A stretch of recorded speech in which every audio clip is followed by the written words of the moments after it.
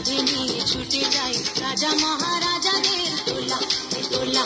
এই আমাদের জীবনের ঘামে ভেজা শরীরে বিনিময় পথে চলে দোলা দোলা। দোলার ভিতরে ঝলমল করে যে সুন্দর পোশাকের সাজ, আর ফিরে ফিরে দেখি তাই ঝিকমিক করে যে মাথায় রেশমের তাজ।